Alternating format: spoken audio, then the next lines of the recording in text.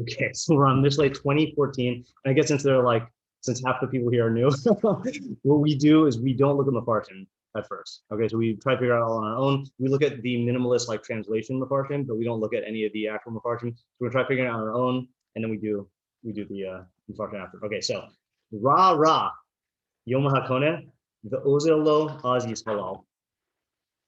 You want to take a stab at that translation? Bad. So we'll say the purchaser. Yes. Okay. Good. So bad. We'll say the. I'm going to say buyer just because it's easier, but yes, purchaser. Yeah. That is the word. Yes. Yeah. And I don't think it's the tense of Ozel. Yeah. Odel, I think it's present tense. So here, look at Mitzvah ציון. He says, Ozel is inyan hahalicha. Yeah, means walking or going. And he says, Kamo azlu mayim mineyan. So he goes. Okay. And then I would put it with Oz. With what? Oz? Yeah. Strong. Then. Oh no. So Yeah, Oz with an ayin. Yeah. Is it he goes and then he praises it? Yeah, he goes. I don't know what Ozel Lo is, right? Ozel Lo, he goes to him, he goes, whatever. Oz, he's halal. He goes, then he praises. How did you translate the last part? He's halal. Then he will praise it. Yes, halal in his title. Oh, then he will praise himself. He will praise himself. Okay, he will praise himself. All right. So if you look at Stadion top right, right? Or is it top left? Yeah. So this is another just translation thing. So Tadigon translated Tanakh into Arabic, and then this translation translates it back, so you could see the nuances. Timsa Shehakone, you'll find that the buyer Omer says Ra, B'kasher Yihye Etzlo, but when it is with him, Mishabcho, he praises it. Okay, slightly different there. Did you catch the difference? He's praising the object. He's praising the object. Okay, right. Yeah. So I'm just gonna type that out here. So you'll find that the buyer says bad, but when it is with him, he praises it. Okay, so slightly different as opposed to praising himself. And then this, I was kind of scandalized by this. Look at the Targum Ksuvim. Okay, now Targum Ksuvim is not unclose.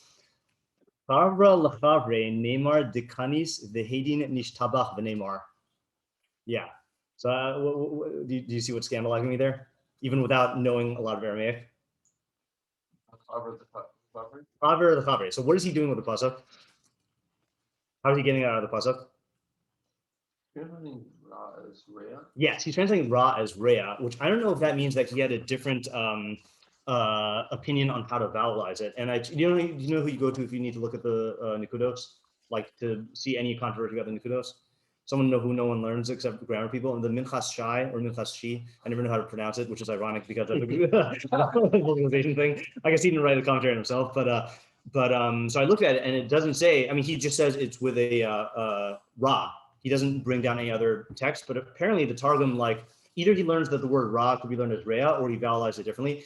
But then also, and this is a little bit harder to get. So I'm not going to spoil it yet. This is a little bit harder to get from the Aramaic, but do you see the other weird thing that he does?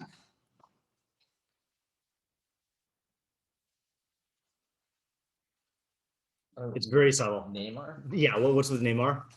Like he's to say? Yeah, to say. So he joins it to the next pasuk. And if you look at the next pasuk, which we're not going to do today, it says, so the claim shot in the next pasuk is that it has nothing to do with this one. It says, Yesh Zahav Rab Pninim Uchli Yakar Tifse Das. So according to him, then this is what the guy is saying. Okay, so we're going to take it today to just be our pasuk on its own, and then when we do the next one tomorrow or whenever we do that, then we'll try joining them and see what happens. And then last step we have before we ask questions here is let me just read to you the English translations, which you don't have there. Art Scroll says bad, the buyer says, but when he goes his way, then he boasts. When he goes to what? When he goes his way. Sometimes I said it, then we got drowned by the sneeze, by the nose blowing. Bad, the buyer says, but when he goes his way, When he goes his way, then he boasts. Okay, so the translation is halal is boast. Living Knox says the buyer says it's bad, and later walks away praising himself. That's the way we translated it. And then Alter says bad, says the buyer, and he goes away and then preens himself. I think preened is like to like walk around like showing yourself off, something like with this gesture. I don't know. Yeah. Okay. Because I think it's something that birds or animals do, like they like strut, you know. Yeah. So. Preening actually like they like line their feathers. Oh, sorry, that's a bird term. You would know that, wouldn't you? Yeah. That was not meant as a sorry statement. Yeah. Okay. All right. So now the question is, so just to review what we have here, we have our initial translation which says bad, the buyer will say, and he goes, then he will praise himself. That's plain shot. Sadigon makes it that you'll find that the buyer says bad, but when it is with him, he praises it, which means the object. So that seems to be a main fork here. Is he praising himself or praising the object? And then you have the Targum Ksuvim, which we're not touching today, who connects it, who says it's about friends, and he connects it to the next pasuk. Okay, so now the question is, what are the questions? What's bad? Yeah. Okay. What's so bad about this? It seems like good way to get the guy to get his price down. What's so bad, and what does bad mean here? Oh, sorry. Okay. No, I misunderstood your question. I actually meant the first one. Okay, yeah. Meaning what? As you were talking, I was thinking the second. Okay, so meaning so the let's put the definition question first, which is what does the buyer mean when he says bad, right? Bad. What does he mean, and also why is he saying it, right? Like what is his goal in saying it, right? Why is he saying it? And then there's our question on the pasuk, which is what you meant, which is and what's it twice? Yeah. Okay, so we'll add that to the thing. Why twice? Yeah. Okay, then there's our question, which is or the question on the pasuk, which is like, what is like in the pasuk seems to be saying that this is a bad thing. Maybe, I don't know. Is it? Well, I guess that's the question, right? Is so what? Like, right? Is this good or is this bad? Right. So what? Is this good? Bad, neutral, and even inside you go, and he doesn't really like weigh in on that. He just says like, you'll find that this happens, you know. So like, how do it almost seems like it's funny. I didn't realize Sadigon said that, but like it seems like it just isn't good or bad. It's what people do. So therefore there's no contrast in the first and second. Right. So then that leads to the next question also, which we were going to have to ask anyway. What is the practical application? And then I also think here, who is the audience? Because is this talking to the buyer, to the seller? Like those are the two main options, right? And how did we translate halal? So we translate it as he will praise himself. Sadigon says he will praise the thing, like the object. Yeah. Right, any other questions? Where is he going? Yeah. Right. Where is he going? Where is he going? And also, why does, maybe this is a separate question, why does he only praise himself after he goes, right? Oh, right. So that's the implication, right? He goes, then he praises himself, or he praises the object. And also, is this for a specific thing he's purchasing, or just for anything? Okay, that's a good question also. Like, what are the parameters? Yeah, what are the what what are the parameters of this pasuk slash like what circumstances does this apply? Yeah. What? No, because I've done this before. Yeah. Yeah, this just seems like it's like normal haggling. Yeah, right. Especially, I mean, I don't know when that aspect of capitalism started, of like that being a normal thing, but I feel like it's a fairly normal thing in most places in the world, as opposed to in America. You know, that's at least what I'm told. Like people don't I'm saying like in the average marketplace, then that was just how you did business. You know. Yeah. That's like the seller is giving like a higher price than he's like looking for. Right. Because he's expecting that this is going to happen. You know? Right. Yeah. I guess that's another question we can ask here, which is most psukim in Mishlei. I mean, this is kind of connected to the question of like, is this good or bad? Most psukim in Mishlei have a chacham and a fool, or a rasha and a tzaddik. So and they're opposites. And so the question that we often ask when we see one side is, what is the opposite? So like, if this is a good thing, so then what what would the other decision be? And if this is a bad decision, then what would the good decision be? So let's see here. Well, I'll say what is where. Yeah. You have an idea? I have an idea. Okay. I was wait. I think we got all the questions, We right? got all the questions? I feel like we do. Yeah. Yeah, I mean, just from observing, you know, in my business, like, Yeah. or actually in anything, when people are ready to negotiate, they Yeah. kind of like trash the object. Yeah. You know, they Yeah. want to diminish the value as much as they can to Right. get a bargain for it. Right. And that sounds like the way Sadiq's taking it, because it's about the object. Yeah. Right. So it's not really good or bad. It's just like it's just a tactic people use.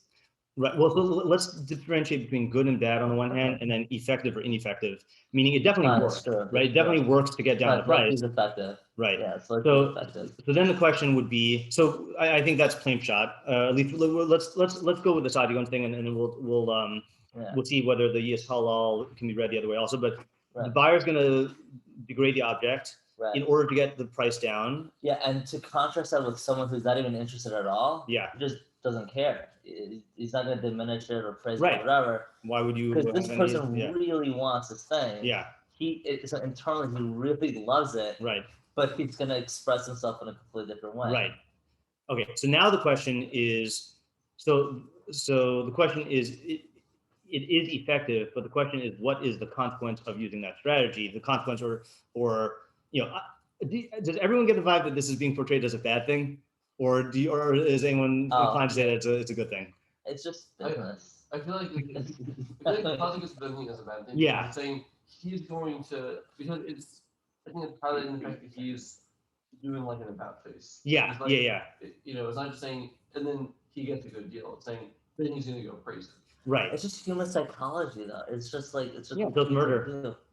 You know, murder. Yeah, that's also human psychology. That doesn't mean it's good or that it doesn't have consequences. All right, no, okay, fine, no. I do. If it is bad, I want to know actually what's bad about it. Yeah, also, yeah. I'm not, Try to put your personal emotions aside for a little while, and we'll learn the pasuk.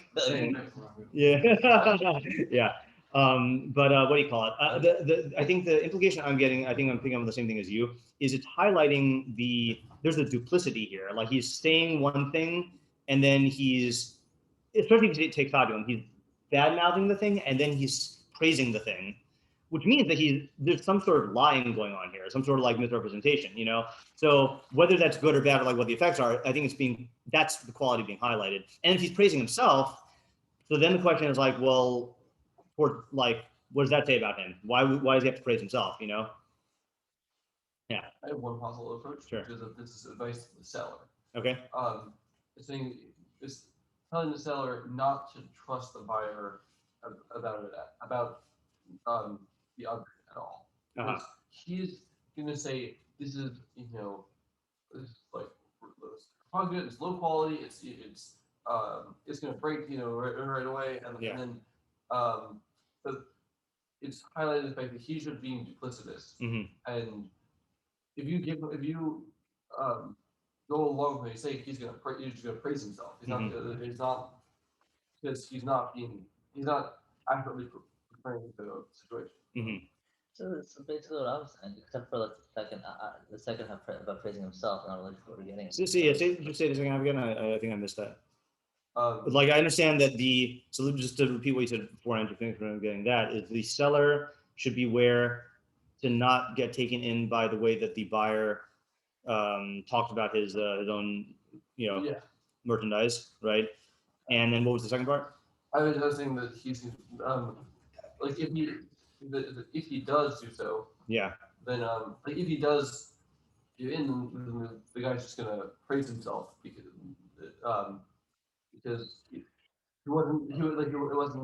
he gave himself as having gotten a good deal. So who cares? So he's the only one who ever felt. Okay, so you're saying that the significance of him praising himself that's just like a way of saying that the seller got the better end of the deal. Buyer. The buyer got the better end of the deal. Meaning. Yeah, he's gonna praise himself for like successfully like driving down the price. Something that's bothering me about that, because shouldn't the seller really just care about like getting the price? Like why is it emphasizing the praising of himself? you know? Okay, I'm gonna maybe mention another aspect, which is like, if I'm just if let's say we're like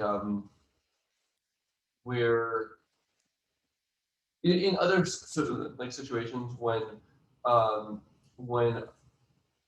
there's like interpersonal interaction, there's a lot of like factors that disincline a person from lying or they'll make a person feel bad about it. And so that will be like a natural like so naturally when it comes to interactions, there's like a certain trust that people aren't going to just like be like outright lying. Right. But because of the way that like business that like buying and selling happens or whatever, because of whatever factors it is that they cause this, he's gonna walk away, and if he lied to you and was successful, he's not going to be like then he's gonna feel good about that. And so he's not going to like that's not going to be a restriction on it. So that points to me. So then why should the seller care about that? Because I see that as an argument for saying that this is really aimed at the buyer. Well, I'm saying I think that so I like to say, but I think the seller has a natural habit, that he's not going to lie to me, like You're saying because that's how you operate in other areas. Yeah. Yeah, but maybe the other thing that's bothering me about this is that Ariel's right that like this is just how things go. So would he really have that Havamina? Like this is the way business goes, Can I just modify what I was saying? saying? Yeah, sure. Yeah. I don't think the person's inherently lying.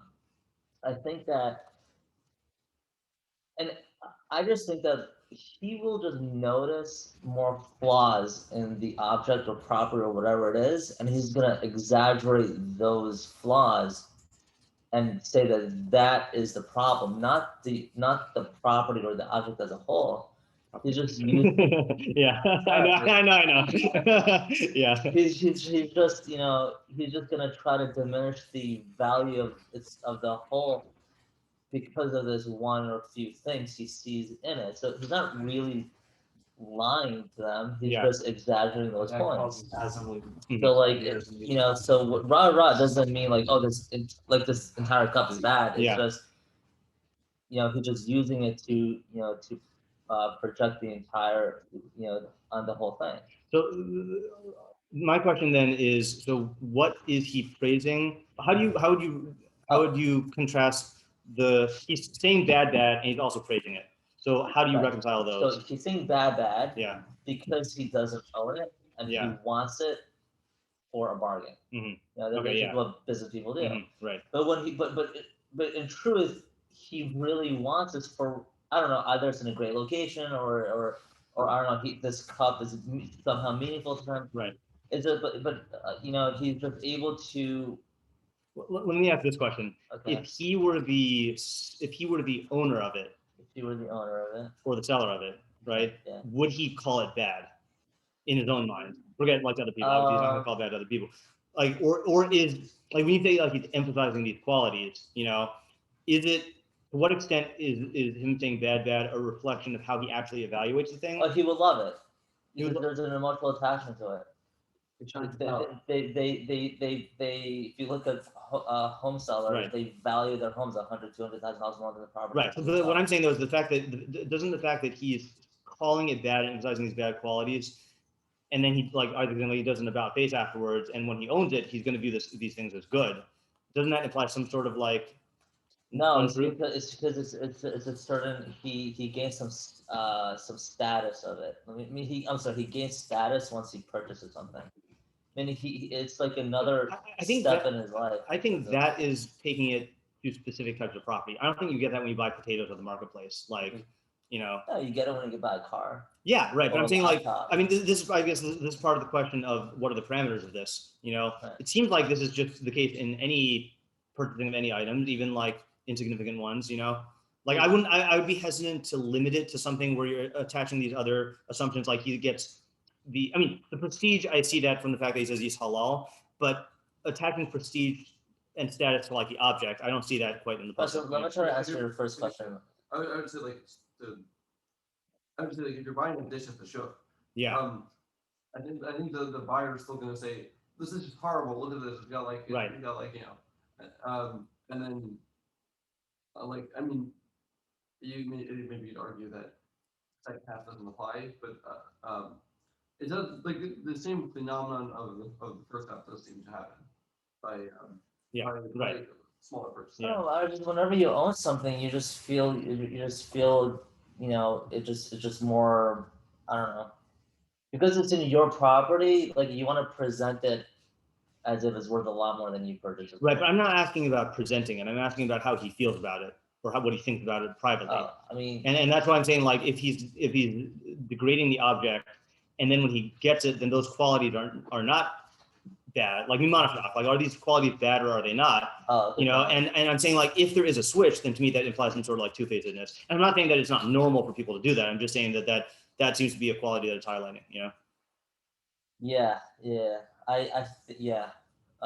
So I'm saying that it's really not relevant to the person. Yeah. Because the object is the same. It's just, you know, more psychological on how the person views the object once it's in his ownership and once. Mm-hmm.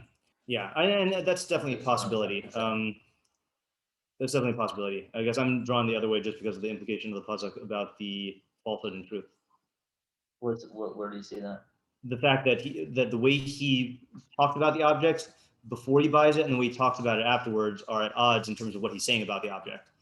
He's praising it before he buys it, and then he's degrading it. Or sorry, he's degrading it before he buys it, and he's praising it afterwards. That to me, like reeks of a certain. So I'm trying to answer the question why before he owns it and why he doesn't. Yeah, right. You're saying that psychologically his relationship to the object changes. Yeah, absolutely. Right. But yeah, it's a good question. Yeah. So let me just try spelling this out just in full, and then we'll look at Mafarshim here. So, and I feel like I'm influenced by what we were doing in Rambam B'Kiyos in terms of like a couple of weeks ago about like falsehood, and like even the Rambam says like even one word of falsehood and duplicity is utter, and you shouldn't be achas b'peh v'achas b'lev of like thinking one thing and saying another. You know, like that's a bad quality. But you should be tochel kavaro. Your inside should be like your outside. So I feel like the fact that this is, I think the premise of this is that this is a widespread practice in marketplaces, but what you don't realize you're doing when you do this is you are diluting your relationship to truth, you know, for the sake of like getting a better deal, and that's and you'll pay a price for that in the sense of like if your whole life is involved in like, let's say this is your commerce and this is like how you do business every day. If your whole life is gonna be involved in like exaggerating bad qualities of things in ways that you don't actually feel and hiding your true feelings from the person who you're buying it from in order to get a better deal, and then you go and you praise it, you're feeding that part of you that feels comfortable distorting truth when it suits you. And like that's a real cost. Like that, you know, that's gonna show up.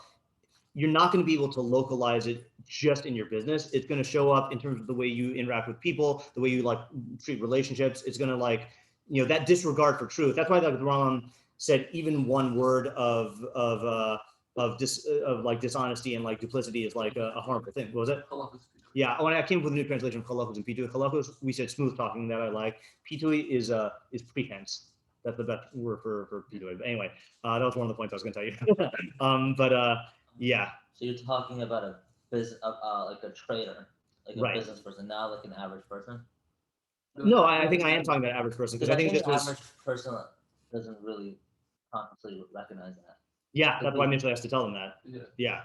I think that, and again, it feels innocuous because this is just how business is done, you know. But here's the thing, like, and I'll say it this way: you don't have to do business like this, okay? Meaning, like, I don't know if Johnny is my brother is in was in Rwanda, now he's in Armenia, and he there's a system of how you do negotiations in marketplaces in Africa, and he took a video of himself doing it just to like give a sample of that. So the way you do it, like I forgot exactly how it works, but like they write down the price, and then you write down what you're willing to pay, and then they write down, like it's like a system, and it might have these elements in it in terms of the psychological component, but the point is that you're not saying this is bad merchandise, and even saying I'm not willing to pay this much for it, that's an honest statement. Like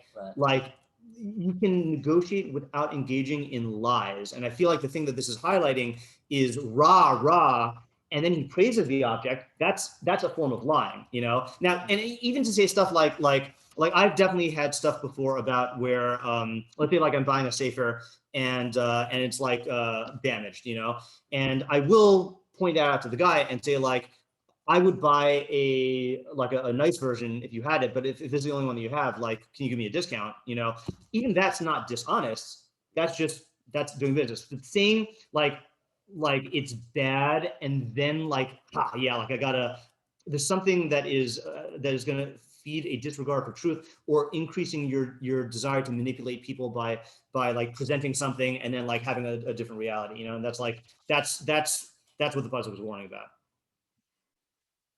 All right. All right. So let's check on the parsing and see what the what they say here. Okay. So we have a little order of operations here. So we start off with Metzudas David because he gives a short interpretation. So this is at the bottom, right? Yeah. Oh, that's a long Metzudas David. That is not typically how long he is.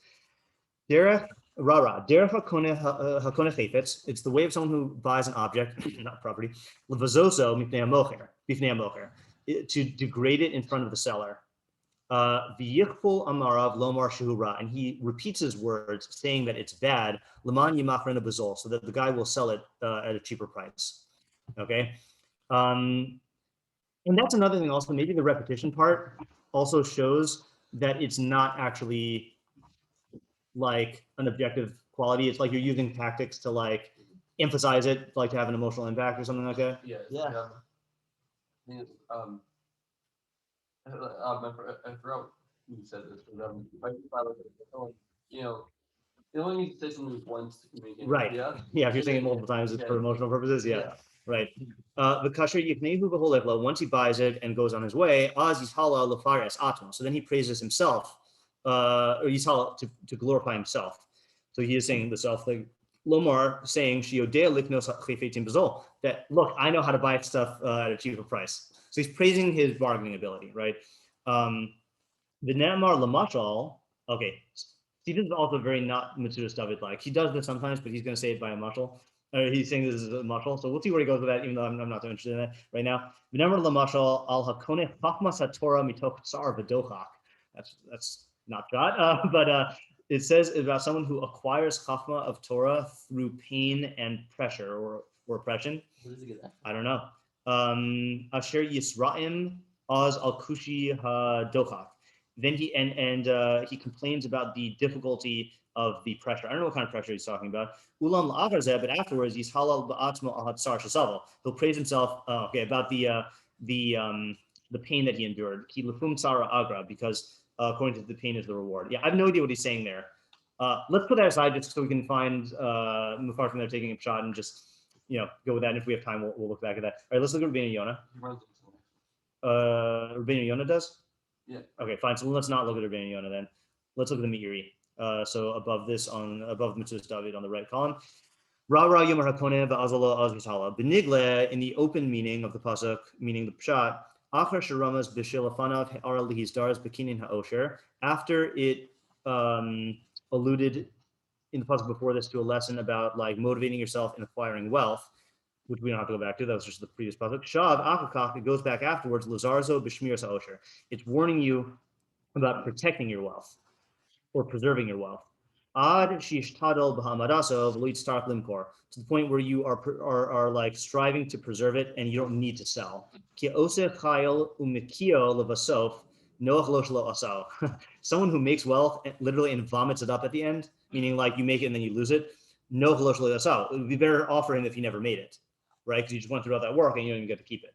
So you should only make wealth if you're going to keep it. That's an interesting thing also. It's like there are a lot of people who are very intent on making money and they get the skills to make money, but if they can't keep it, then they're just wasting their time and effort, you know?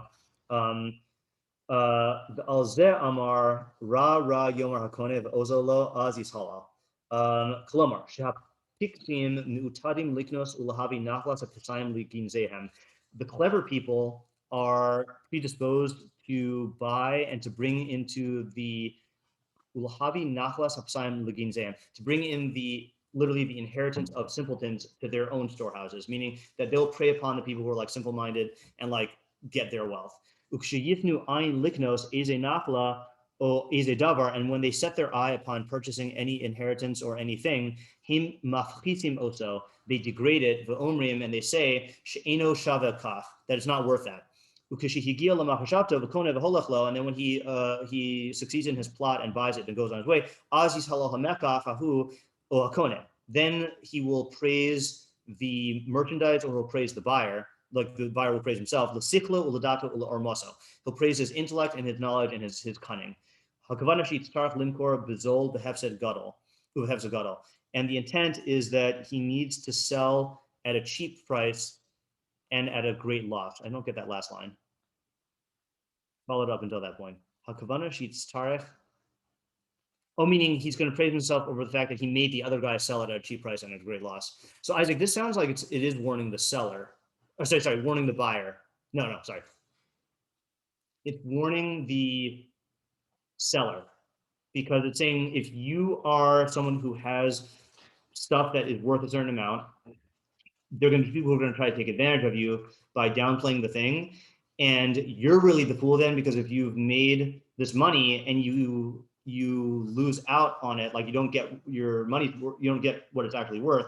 So then like, then why did you make it in the first place? Mm-hmm. So it's warning you against people who will use this tactic against you. It happens all the time. Yeah. So that's the question then, is why are people prone to this if they know that this is how business works? Well, because most people aren't business people. Most people are just basic human people. They don't understand because they're usually emotionally attached to their property, and which sometimes could be a good thing, but most of the times, like they don't realize if they don't know enough of the property and how the law works and whatever it is, they'll just out negotiate. So part of it is ignorance. A lot of it's ignorance. Right, a lot of it is ignorance, and then you're going to answer the question. Yeah. Go ahead. I think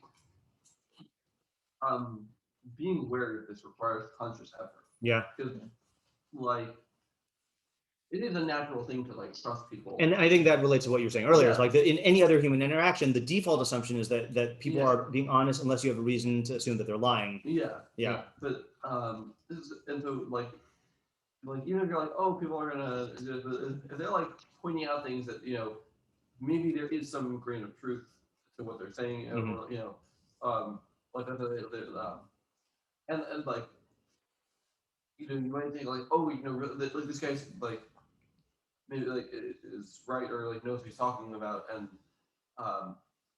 so I'm gonna trust him about this, or like give it into what he's saying. Like this is just it's a thing, that like that's just in order to not fall prey to that, you have to be like actively wary. Right. Yeah. I think there's another thing also, which and I'm not getting this from the pasuk, I'm just remembering this. Wasn't there some sort of like thing where like some sort of study where a person cut in line, like they had people cut in line, and when asked why one group just cut in line and didn't give an explanation, and then the other group cut in line and said, sorry, I'm cutting line because I need to cut in line. They just didn't give a real reason, but they said it as a reason. And like somehow that like people are more prone to accepting your actions when you give a reason, even if it doesn't make any sense. Like even if you just said, so I feel like when there is also a default, when the person says your merchandise is bad, like there is a certain thing like, oh, well, they said that, so like it must be, like there's, maybe this is just stemming from what you were saying, but like it's just and especially if you're dealing with areas of expertise or whatever, where like I'm in a position where like I'm going to be my car started rattling, and I need to take it in tomorrow. And like, I know that when I'm at the mercy of like the car repair people and they say like, well, you need this and this and this, I'm just going to say, okay, because like, I don't know any better. And there's a lot of pressure to, That's how I lost $2,000 on my car in the past 3 months. Yeah. Right. Yeah. At the work. Right. So just to summarize where we're at right now. Yeah. I think another aspect of this. Yeah. I think it's telling the seller about the second half, because the seller isn't seeing that. The seller is just seeing the guy goes to the shop, says, your object is bad, and then and then he sells him at a lower price. Yeah. And then the guy leaves. Mm-hmm. And so like it's, as far as he knows that like what the guy's like, as far as he's like experientially seeing that what the guy said was accurate. Yeah. Right. But it's highlighting what happens after behind closed doors. Yeah. Just going back to the Matsuda stuff for a second, when he says that when he goes, he praises himself, saying that he knows how to buy objects cheaply. There is a predatory satisfaction of like conquest when if you're in the position of the buyer and you pull off a move like this. I think that's also something that is not good. Meaning, if this thing actually is worth more than you paid for it, and it was just your rhetorical tactics that got the guy to like, that duped the guy into selling it. So you really are just like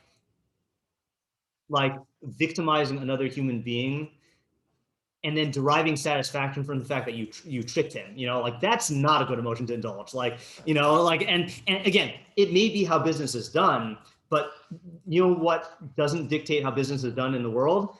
Mitos, perfection, like perfection and justice and all this other stuff. And that's really where you have like these interesting things with the Torah, with the fact that the Torah is, the fact that you have Choshen Mishpat.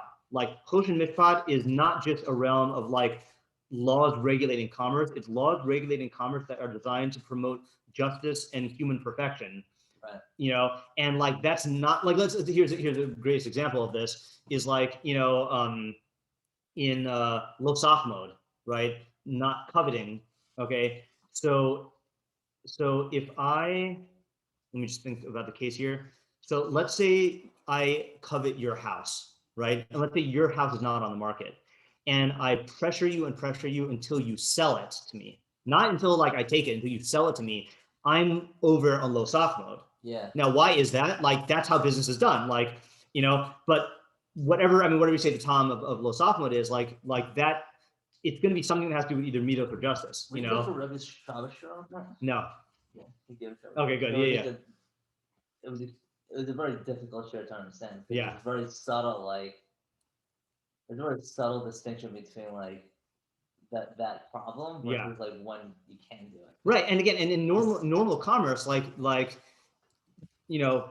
is, let's take a normal case where you don't have any particular feelings about the object at all. Like you could sell it or you could not sell it. Yeah. And then I go and try to get you to sell it. That's totally fine. It's only when you don't want to sell it and I pressure you into selling it that's bad, So I'm saying that this partakes of a similar quality where you price your thing at a certain amount because that's what it's worth. And I just, through this deception, badmouth the thing until you are kind of pressured into lowering the price. And then I take it and I glorify myself like, yeah, I won. Like that's indulging in predatory is the only word I can use. A predatory, oppressive type thing where you're, especially the gloating about it, like the, I don't know, something about the fact like I defeated this person, But so is it only a problem if you con this guy? Is it a problem if you con the guy? I wouldn't say it's only a problem if you con the guy, but that is the problem that this process is pointing out. Because there could be other expressions of this also. Because sometimes like when we like when a negotiating deal, yeah, like, we're proud. So there's a great example. Anyone who's seen the movie The Big Short? Not yet. Oh, it's on my list. Okay, excellent movie, and I feel I recommend this at your house. Yeah. I said if you want any, there's 2 movies. I think I said there's 2 movies about Chachamim. But I mean there might be more, but this one, if you want movies about Chachamim who stick with their Chachma despite the fact that all people are saying to the contrary and all indications of the contrary, but they know that they're right, then like check this out. This is actually a good 3 weeks movie. I'll tell you why. Christian Bale's character, and this is a true story, but it was about the housing bubble and everything. Christian Bale's character really was the first time I really like sympathized with Yirmiyahu Hanavi, because Yirmiyahu Hanavi, of course, knew that what he was saying, that everything was going to be destroyed. He knew that it was true, but he faced complete opposition from everybody on it, But anyway, the reason why I'm saying this, and this is not a spoiler of the movie, because spoiler alert, there's an economic crisis, that the movie's about. So there's a scene where two guys end up profiting off of this, and they're the ones who see the truth and they profit off of it. And an older, wiser guy who was helping them gets mad at them for like rejoicing, and he's like, you guys don't understand, the world is going to be destroyed, and at least don't dance. Like there is a certain like gloating in the fact that you managed to pull off this injustice that is just like, that's a bad meat to indulge. But do they profit like legitimately? They profited legitimately, yeah. But is that in itself a problem?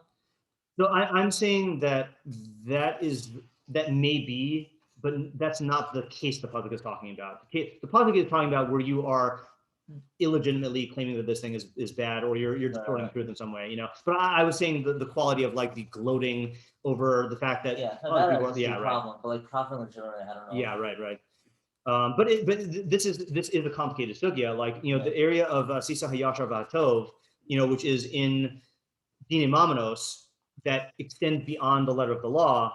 That's a whole complicated sugya about like, let's say like I think we talked a lot more about Kedoshim Tihiyu and like Lifnim Mishur Din and Kaddish Atmakal B'Mutarlach and Nava versus Torah.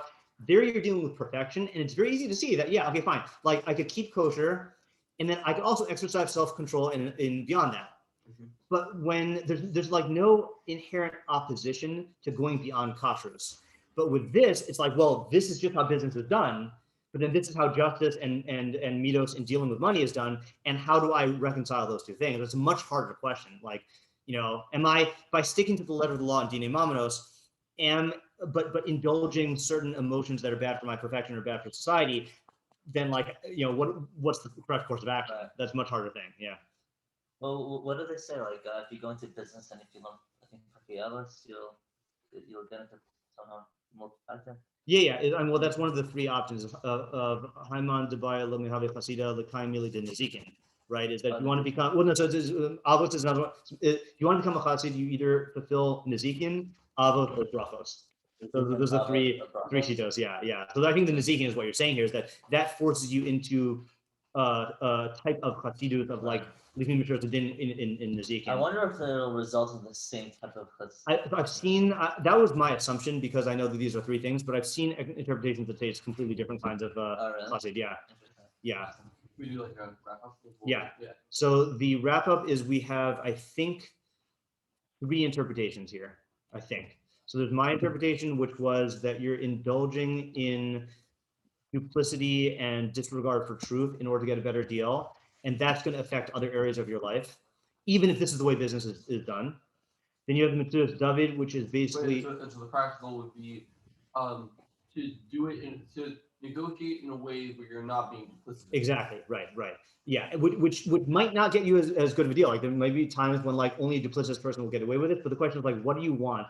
Do you want to get a good deal, or do you want to preserve your perfection, and your relationship to truth? And I'm not going to answer all that, but has other Mishlei consequences. Yeah, exactly. Then there's the Metzudas David, which is saying how this is just the derech of buyers, and they gloat about it, and that I don't know what, because he spiraled off into Nimshal or into muscle territory. I don't know if according to him that was the main idea is the muscle, or if like there's something in the nimshal is the main thing, or the muscle is an idea also. But in the muscle, I'm saying that the fact that the guy gloats about it, that's this last idea we were talking about, where you were gloating about the fact that you just took advantage of somebody. That's also bad for your relationship between Anu Chavero and others, and justice and everything like that. And then there's the Meiri, who just seems to be warning people. The subject of the pasuk, or the context of the pasuk, is preserving your wealth. And the practical implication is don't get duped when people are buying from you and get taken in by the fact that they negotiate this way and that they downplay the price, and he's cluing you in by saying, yeah, behind closed doors afterwards they're going to brag to their friends about how they just took advantage of this fool, you know. You hear a really cool stat that definitely Sure. Helps with that. Yeah. 95% of for sale by owners undervalue their homes by 30%. Wow, that is quite with that. Because they don't, they get duped. Yeah. They don't know how to handle these. Yeah. So the treacherous world out there. It's Yeah. All right, stop here for today. And then tomorrow the plan will be to do the next puzzle and then on its own, and then we'll see if we can connect them because especially if Van Yona connects them and then Targum also. Alrighty. You guys, Thank you. You're welcome. Who is that?